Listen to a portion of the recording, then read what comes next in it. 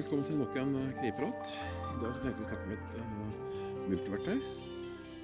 Et multiverktøy som heter Signal, som kommer fra LED. Det multiverktøyet her, det er da spesiallaget for bruk for folk som liker å være ute i naturen. Det veger ca. 220 gram, 215 gram cirka, der omkring. Det inneholder da en kniv med serratering innerst. Den har også en sag.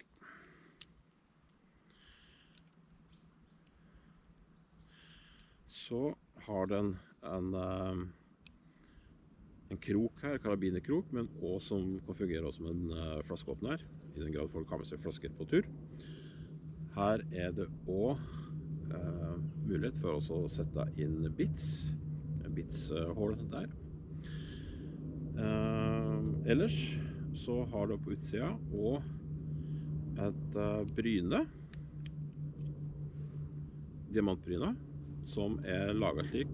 Det litt kurver litt noe på det, så det egnet til godt til å file det serraterte bladet på kniven, men også selvfølgelig også resten av kniven da.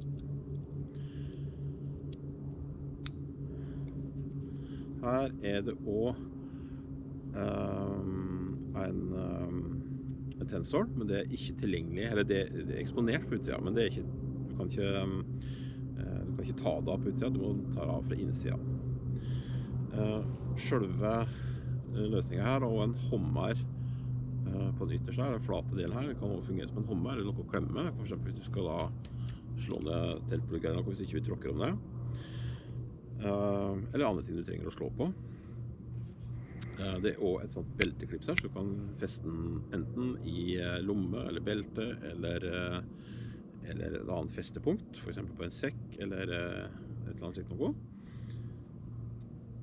Så selve her, den er låst, så da må det sånne saker som du må klemme opp. Så har du tilgang til tonga, som du kjenner fra de fleste andre ledemennene. Utskyldsbare tenner for å kutte av. Ellers er det en standardløsning der. Her kommer vi da til den tennstålet, som også har en fløyte på seg. Da må vi føre tilbake en fjær der, så må vi klemme den opp og ta den ut. Da har vi tennstål der og en fløyte. Prøvde ikke å blåse veldig hardt i den.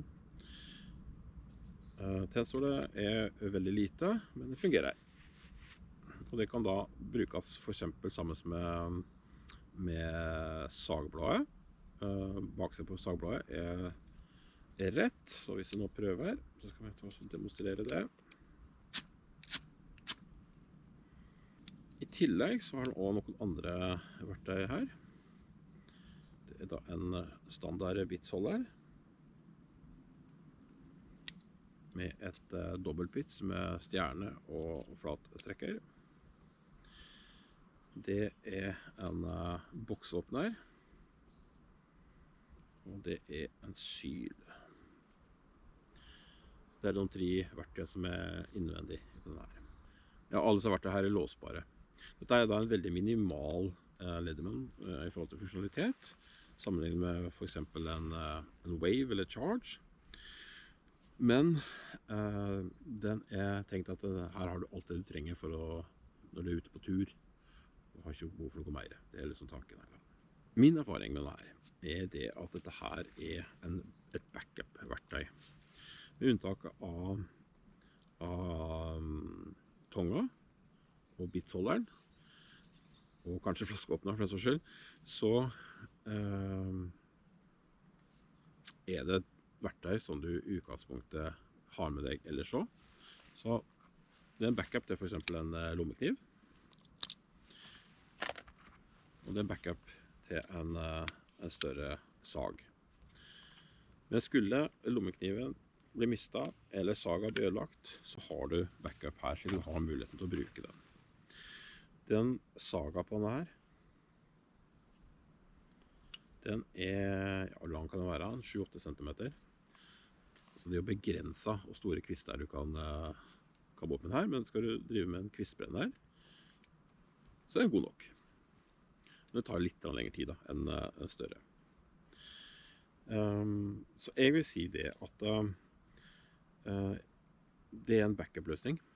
Den inneholder en del funksjoner som er kjekke, men det finnes, kjøper du en dedikert tennstål, dedikert fil, dedikert kniv, dedikert sag, så har du bedre løsninger enn det her kan tilby. Men hvis du liker å være på den sikre siden og ha en backup, så er denne her et greit alternativ å ta med. I stedet for en annen ledement, for eksempel en Wave eller en Charge, som da veger noe mer. Den veger ca. 250 gram. Så slik sett så er den her litt enklere å få med seg. Du har også den hammermuligheten her, som gjør at du kan bruke den litt sånn til å slå med.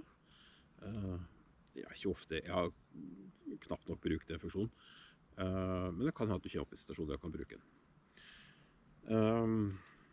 Og så har du muligheten til altså å feste den for eksempel med enten den kroken her, karabinkroken her, eller med den belteklipset.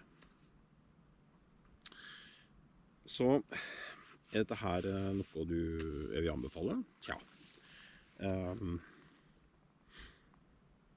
Jeg er litt usikker. Hvis den her føler at den her er riktig for deg, at den har de funksjonene du trenger for å gjøre det sikker, så ja, absolutt. Kan den erstatte for eksempel en Wave eller litt noe? Nei, det føler jeg ikke. Det du får ekstra her er i utgangspunktet det bryne og det tennstålet. Og bryne kan være greit nok, for det er bua slik at du kan bruke det inne på serraterte blad. Men serratert blad er for meg jeg skjønner ikke helt at jeg skal bruke det serraterte bladet til. Det serraterte bladet her, det skjærer igjennom ting, spesielt stoff og taug og slike ting, på en helt suveren måte, for at den river akkurat som en liten sag. Men du mister den 2 centimeter.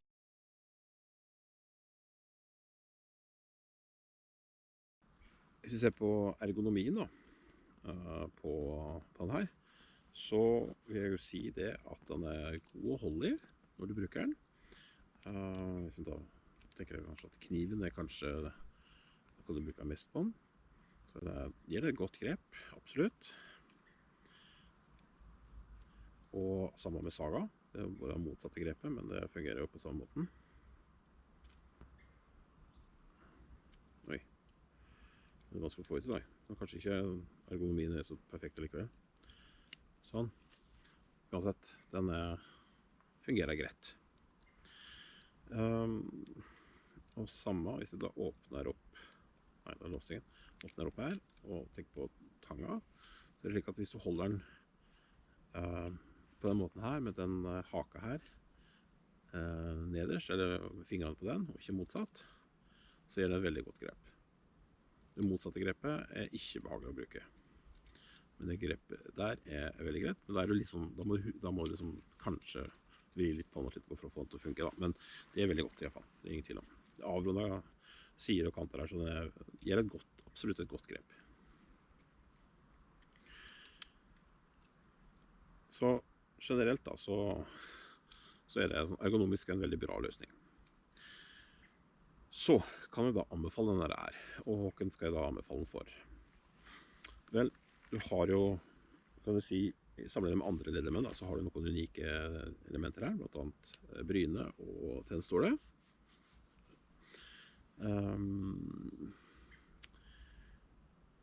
Og da er spørsmålet, er det nok til å si at dette her er en bra løsning? Vel, først og fremst vil jeg si at bryne er ganske bra, men samtidig det finnes også veldig mange andre bra bryne på markedet. Tennstålet her er veldig, veldig lite. Det tar ikke så lange tid, tror jeg, for du har slitet det ned. Da må du kjøpe nytt i så fall. Og da liksom, tenker jeg at har du kjøpt et stort bryne til samme prisen som et nytt slikket, så har du jo egentlig en bedre løsning, som varer mye lengre. Men som sagt, dette er en backup, slik jeg ser det, så dette er en backup-løsning, og ikke en fullverdig løsning. Trenger du da en sånn backup-løsning? Ja, det er i hvert fall enkelte av oss som kanskje er litt engstelige for at ikke vi skal skje et eller annet. Og er det den typen, så er dette her en veldig god løsning. Jeg tenker at dette her er kanskje litt mye unødvendig å bære på seg, og du har sjelden bruk for backup-kniv, backup-sag og så videre. Tja. Jeg vet ikke, du må nesten vurdere det selv. Men han er god nok. Den har mange kvaliteter. Og det er et kvalitetsprodukt fra Leatherman. Det er det bestandig. Vi er nesten hevde. Så du er ikke på dårlig kjøp. Vekta er 215-20 gram, og helt grei. Du kan velge om du skal ha den i taske, du kan velge om du skal ha den i belte her, eller festet i bukser for den som selv. Den er jo fint i... Her har jeg egen sånn knivlomme, som jeg ned der. Den er kanskje litt for stor for det, men i hvert fall i